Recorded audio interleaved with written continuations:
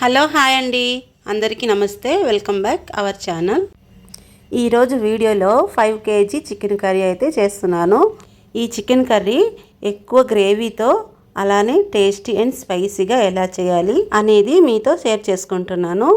ఇప్పుడైతే వీడియోలోకి వెళ్దాం.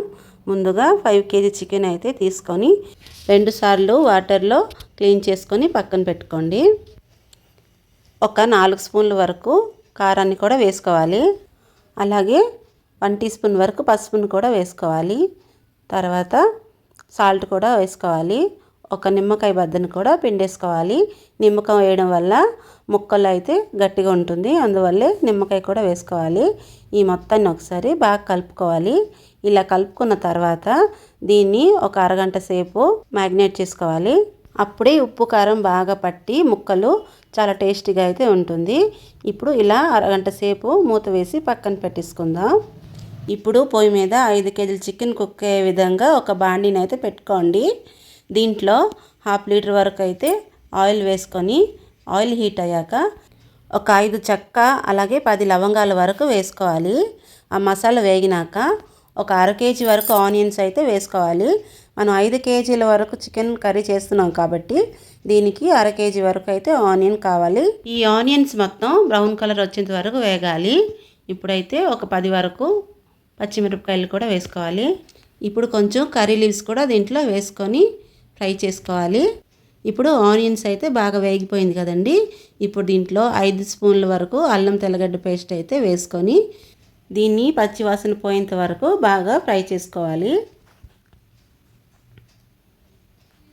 ఇప్పుడు దీంట్లో 1 టీ స్పూన్ వరకు పసుపు వేసుకోవాలి. అప్పుడే కర్రీ మంచి కలర్ అయితే వస్తుంది.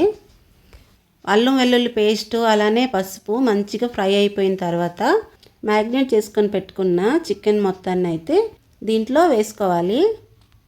ఇప్పుడు 5 kgల చికెన్ కర్రీ చేస్తున్నాం కదండి, అందుకే కొంచెం పెద్ద బాండీనే కావాలి. అప్పుడే కలుపుకోవడానికి ఈజీగా ఉంటుంది. ఇప్పుడు ఒకసారి చికెన్ మొత్తం బాగా కలుపుకోవాలి. అల్లం వెల్లుల్లి పేస్టు ఈ చికెన్ మొత్తం బాగా కలిసే విధంగా ఒకసారి బాగా కలుపుకోవాలి. తర్వాత ఒక 10 నిమిషాల వరకు అయితే ఇలా మూత వేసుకోవాలి. ఈలోపు మనం చికెన్ కావాల్సిన గ్రేవీ మసాలా అయితే రెడీ చేసుకుందాం.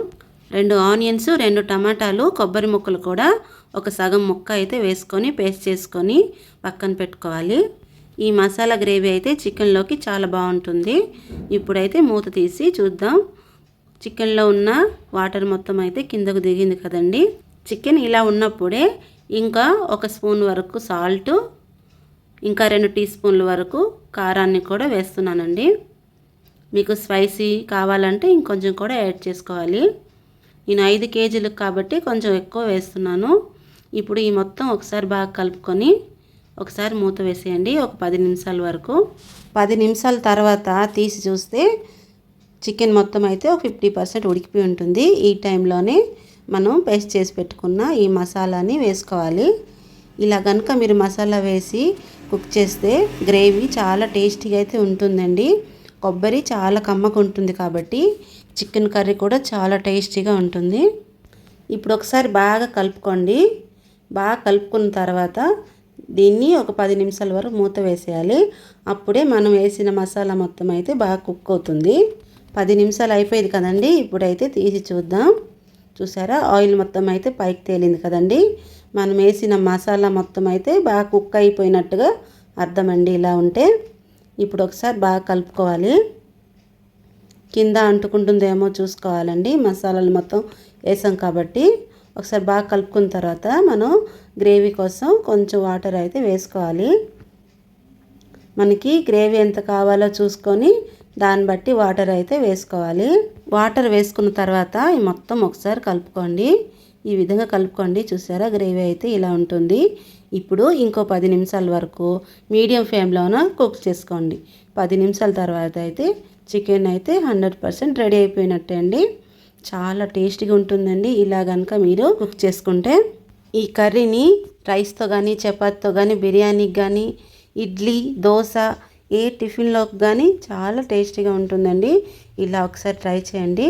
ఇప్పుడు దీంట్లో కొంచెం చికెన్ మసాలా, ధనియాల పొడి కూడా వేస్తున్నాను. ఇప్పుడు కొంచెం కస్తూరి మేతిని కూడా వేస్తే చాలా టేస్టీగా ఉంటుందండి. లాస్ట్లో కొత్తిమీరని వేసుకొని ఫైనల్ టచ్ అయితే అయిపోయిందండి. చికెన్ కర్రీ అయితే ఇంకా టేస్టీగా రెడీ అయిపోయిందండి. ఈ చికెన్ కర్రీ కనుక మీకు నచ్చితే మీరు కూడా ట్రై చేసి ఎలా ఉందో కామెంట్ చేయండి. అలానే ఒక లైక్ మాత్రం చేయడం మర్చిపోవద్దండి.